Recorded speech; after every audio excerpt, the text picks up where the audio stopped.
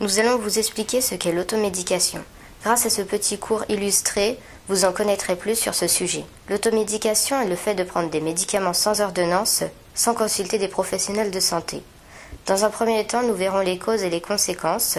Ensuite, nous allons vous donner quelques chiffres représentant l'importance de l'automédication en France. Après, nous allons vous donner 2 exemples de molécules de médicaments. Nous ferons par la suite un résumé de nos entretiens avec 2 professionnels de santé. De plus, nous vous montrerons qu'il y a un accès à l'information sur l'automédication permanent, puis aux ventes de médicaments sur Internet. Et enfin, nous aborderons des différents niveaux de pictogrammes sur les boîtes de médicaments. Nous concluons par la suite notre cours afin de retenir les éléments les plus importants. Nous allons aborder les causes de l'automédication. Il y a 2 aspects, des causes psychologiques et des causes économiques. Alors les causes psychologiques, nous trouvons les conséquences des médicaments qui ne sont pas bien connus de la population, puis l'insatisfaction envers le corps médical. En effet, la personne juge que les médicaments donnés par le médecin sont inutiles, donc il en prend lui-même. Ajoutons ensuite l'appropriation de sa maladie. En effet, la personne prendra ses médicaments tous les jours, donc elle aura une habitude journalière. Mais c'est aussi un phénomène social, car une personne va plus s'automédicamenter si elle n'a pas beaucoup de moyens, donc elle n'aura pas un accès aux soins forcément. La dépression et l'anxiété, et après on a aussi la facilité d'accès aux médicaments qui sont sur les devantures des pharmacies, que l'on appelle le over-the-counter, c'est sur le comptoir. Et enfin, la gestion du temps. En effet, les étudiants n'ont pas vraiment le temps de se rendre chez le médecin pour prendre un rendez-vous à cause des horaires. Et maintenant, nous avons les causes économiques, qui sont le grand nombre de pharmacies par habitant est une invitation à la consommation. Le fait que ces produits soient à la portée de tous permet une banalisation de l'achat en pharmacie. En fonction de sa franchise d'assurance et de ses moyens financiers, le patient pourra se tourner préférentiellement vers l'automédication. Ceci pour éviter les frais d'une consultation et des médicaments prescrits, qui sont généralement plus onéreux que les produits en vente libre. D'après les médecins, l'aspect financier représente un frein à la consultation en cabinet. Les consommations peuvent être négatives ou positives, mais d'abord nous allons voir les aspects négatifs. La consommation de médicaments trop importante est dangereuse pour la santé et entraîne des maladies telles qu'une hépatite, qui est une inflammation du foie. Après, nous avons l'inefficacité du médicament. Si nous en prenons beaucoup quotidiennement, la molécule n'agira plus dans le système. Une autre conséquence d'une augmentation des doses entraînera le décès de la personne ou dans un cas moins grave, une dépendance. Puis, nous avons aussi des conséquences positives, telles que la prise de médicaments en autonomie. La personne gère sa consommation, mais l'automédication est efficace si le médicament est bien utilisé, en respectant la notice. Nous avons fait remplir 47 questionnaires, dont 61,7% sont des femmes et 38,3% sont des hommes. La plupart des personnes interrogées ont entre 15 et 20 ans, soit 29,8%, et 51 et plus, soit 27,7%. 48,9% des personnes interrogées connaissent les risques de l'automédication, contre 19,1% qui n'en connaissent pas les risques. 44,7% des personnes interrogées pratiquent l'automédication une fois par mois. 42,6% des personnes interrogées demandent parfois conseil au pharmacien. Il y a plus de personnes qui prennent des médicaments pour un mal de tête, 80,9% par rapport au mal de ventre ou au mal aux oreilles. La molécule de paracétamol a été découverte en 1886 par Arnold Kahn et Paul Epp, mais réalisée pour la première fois en 1878 par Harmon Northrop Morse. C'est un médicament antalgique qui agit contre la douleur et antipyrétique qui agit contre la fièvre. Il y a des contre-indications au paracétamol, comme les maladies graves du foie, ce qu'on appelle hépatite, mais le médicament est bien toléré, hormis parfois des réactions allergiques de la peau. Il ne faut pas dépasser 3 grammes par jour maximum de paracétamol, ni faire le jeûne, et l'alcoolisme augmentera la toxicité du paracétamol. Il agit principalement sur le système nerveux central.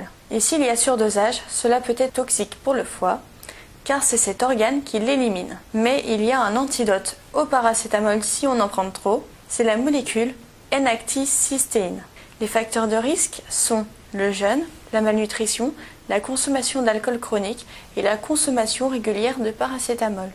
La pseudoéphédrine, dont la formule brute est C10H15NO, a été isolée par un pharmacien japonais en 1885. Aujourd'hui, on l'utilise comme décongestionnant oral fréquemment consommé par les patients souffrant de rhinorrhée ou de rhinite, inflammation au niveau du nez. Elle est utilisée en association avec un antihistaminique et un antipéridique, paracétamol ou ibuprofène. C'est une molécule qui est réservée à l'adulte de plus de 15 ans à cause des effets néfastes sur la santé. On notera que c'est un puissant vasoconstricteur qui diminue la taille des vaisseaux des fosses nasales et dans tout le corps. Il ne faut pas dépasser 4 comprimés par jour avec une durée maximale de traitement de 5 jours. Il y a des contre-indications. L'hypersensibilité, hypertension artérielle, antécédent d'AVC et insuffisante cardiaque. Afin d'avoir des informations sur l'automédication, des campagnes de prévention sont mises en place afin de pallier un déficit d'information, pour éveiller les consciences sur le fait qu'un mauvais usage ou une surconsommation peuvent nuire à la santé.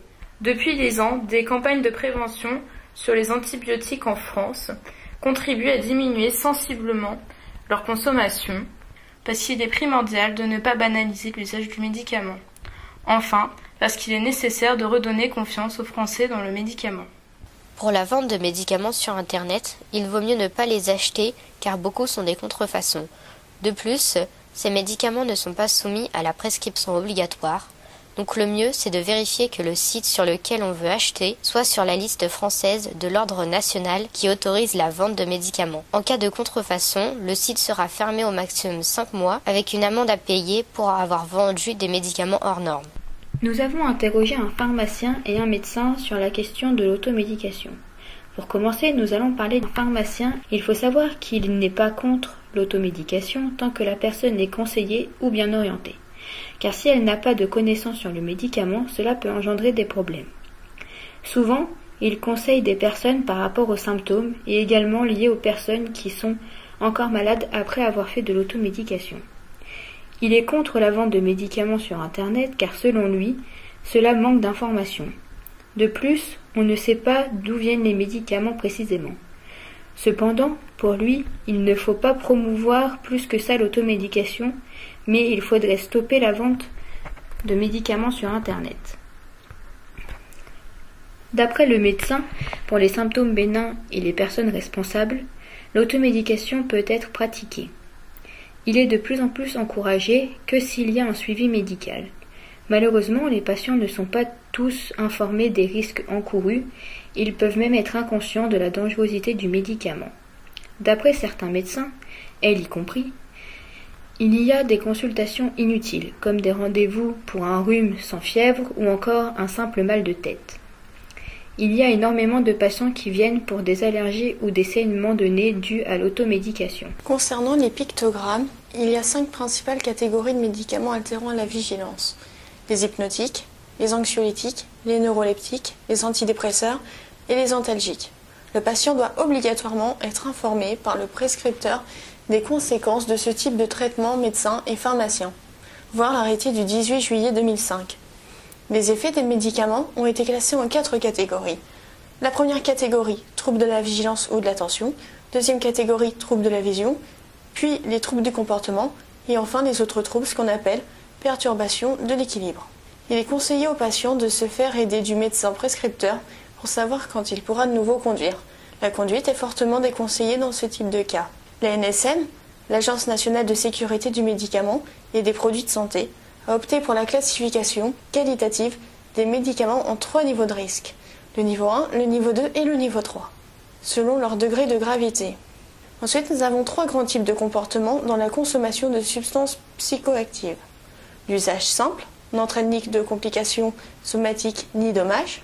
Ensuite, le mésusage, c'est l'usage à risque et nocif. L'usage à risque peut entraîner des dommages selon les modalités, les circonstances et les doses. Puis l'usage nocif, la consommation répétée induisant l'apparition de dommages sanitaires ou sociaux. La dépendance, c'est-à-dire la perte de contrôle de la consommation avec besoin de continuer en dépit du retentissement nocif. Un avis médical est nécessaire. Le médecin peut évaluer le niveau de consommation pour adapter le conseil de prévention. Enfin, l'automédication, elle est dangereuse, car il peut y avoir des erreurs de choix de traitement qui sont possibles, des erreurs de dose et des effets indésirables, et enfin des allergies. Par rapport aux différents points étudiés, nous retiendrons que le médecin ainsi que le pharmacien sont contre la vente de médicaments sur Internet et que l'automédication est à privilégier avec une bonne information.